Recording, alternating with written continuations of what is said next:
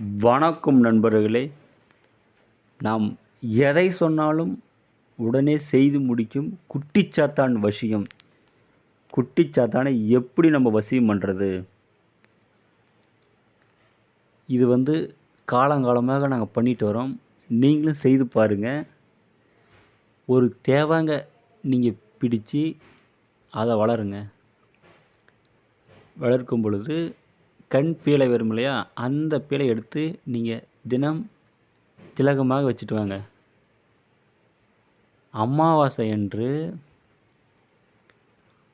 மாடெல்லாம் காட்டில் மேய்ஞ்சிட்டு தண்ணிக்கு வரும் பார்த்தீங்களா, சரியாக ஒரு 12 மணிக்கு தேவாங்க எடுத்துகிட்டு பொறி எடுத்துகிட்டு நீங்கள் போங்க. முன்னாடி காளை மாடு வரும்.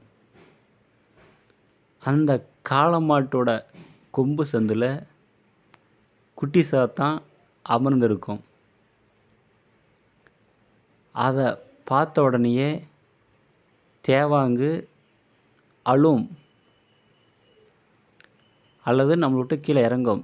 அந்த நேரம் உங்கள்கிட்ட இருக்கிற பொறி எடுத்து நீங்கள் கீழே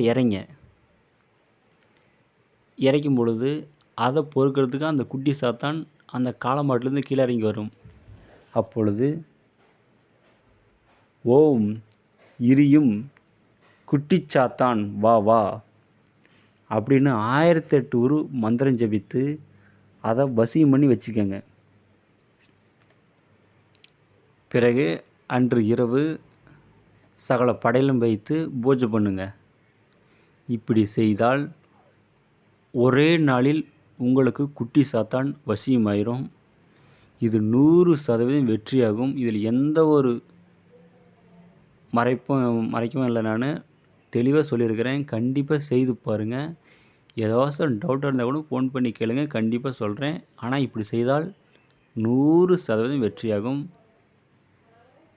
இது நீங்கள் தனிமையான இடத்துல தான் பூஜை பண்ணணும். அதிகமாக ஆள் நடமாட்டம் இருக்கிற இடத்துல பூஜை பண்ணாதீங்க. எந்த டவுட் இருந்தாலும் ஃபோன் பண்ணி கேளுங்க, நான் கண்டிப்பாக சொல்கிறேன். நன்றிங்க.